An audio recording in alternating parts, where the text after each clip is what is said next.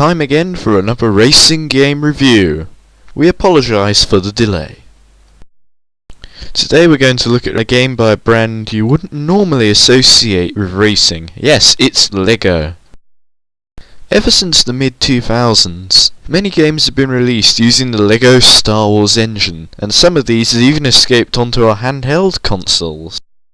However, LEGO has rarely dared to venture into a proper LEGO-themed racing game. Arguably its best result was in 1999 with LEGO Racers, the game we'll be looking at today.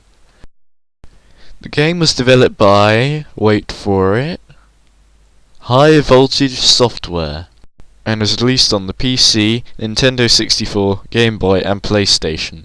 The version we'll be looking at today is of course the PC version. Sadly I don't own it anymore, but I can still remember most of the aspects of the game. Now let's talk about the racing in this game. To start off, I will explain the power-up system. There are 4 basic colour power-ups. Green to go faster, red to slow down enemies in front of you, yellow to slow down drivers behind you, and blue to shield yourself from people who may use the red and yellow power-ups against you. In addition, white bricks can be used in conjunction to either improve the effect of that power-up or make it last longer. However, if one of the opponent's red power-ups hits you, you lose 1 white brick. Follow me? It's a lot like Mario Kart in this respect, and this opens up a big element of strategy in this game, which I quite like. The cars themselves are very easy to control. Most of the time through the tight corners you may find yourself having to constantly press the handbrake and skid everywhere, but this is alright with practice. You're given a great variety of really wacky circuits to drive through, and as you can see here, Split Second's got nothing on that. Nearly all of the circuits have shortcuts which none of the AIs can use at all, which is a bit of a shame in a competitive sense. Every race is a maximum of 3 laps, but considering the length of some of these circuits, that's way too short. The AIs, for the most part, are pretty good and challenging, and aren't afraid to throw a spanner in the works. Occasionally though, you'll find you can just break away and no one but the circuit boss will bother you. On to the presentation now, and for its time, the visuals are pretty good. I mean, just look at this tribal man dance.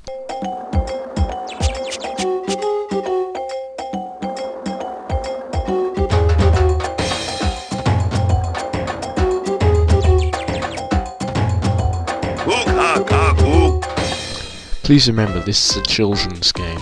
The sound effects for the most part don't get too annoying though.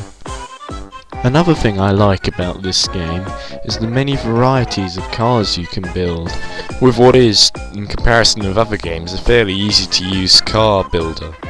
Anything you see driving around on here, at some stage or other in the game you can build it. There's a great load of characters you can make in this game as well as meet them. And this leads me nicely to the cutscenes. Some show characters being nice but slightly lame. Some are just a bloke in a suit showing off. Some are horribly stereotypical. And with others, well, your guess is as good as mine.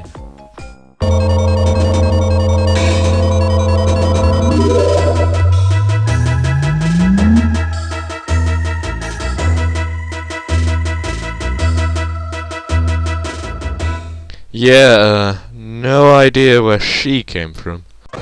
The music in this game is very catchy, and you will find yourself humming along to it a lot. The only real problem with the game is this: it's too bloody short. This becomes painfully obvious when you realise that some of the later circuits are some of the earlier circuits, but mirrored. Come on, I want bang for my buck here. This just leaves me feeling cheated slightly. But otherwise, this game is really fun and addictive. Now I know what some of you are thinking. You're thinking, oh, he can talk, but he's never beaten it, I bet. Well, here's news for you.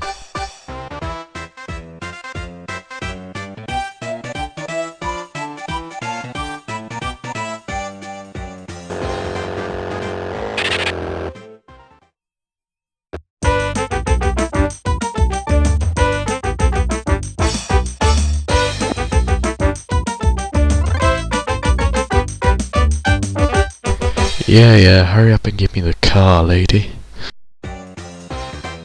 Well, I'm a bit stumped as to what to do now, because there really is not much else more to say about this game. There is a sequel to it, but take my advice and don't even touch it. The cars handle like crap half the time. It's nowhere near as good, probably because the developers of this game are different to the ones from the first one. And you know what's worse? They tried to add a story to it. Basically, this rocket racer guy, who's the final boss from the first game, doesn't take losing very well, and he's clearly very pissed off. But instead of accepting the fact that he's very old and washed up, just like a certain Michael Schumacher, he uses the Stargate to go thrash some noobs on an alien world.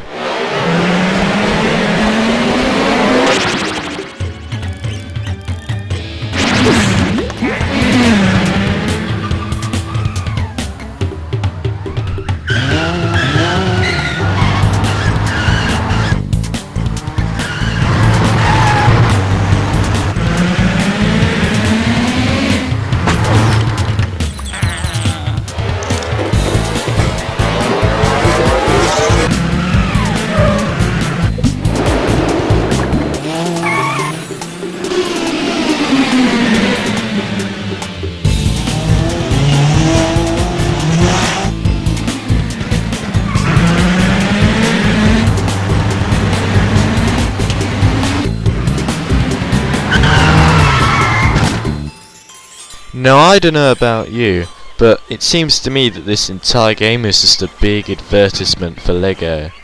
And this becomes even more obvious when you realise that most of the worlds you have to go to are themed on LEGO sets from the time. Attention to detail? My arse. These people probably never even played the first game. And it's a great shame, as the series had really good potential. Predictably, there has never been a LEGO Racers 3. Despite what my friends at school told me.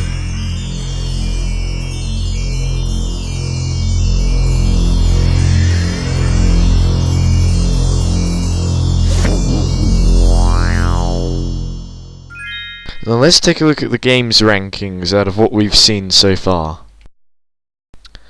This list contains games reviewed in previous episodes of Racing Game Reviews. As you can see, LEGO Racers is third in this list. If you happen to disagree with any of my rankings, please write so in the comments section. Well, I guess that just about wraps it up for today. Tune in next time when we'll be reviewing Starsky and Hutch, the video game for PC. Till then, goodbye and take care.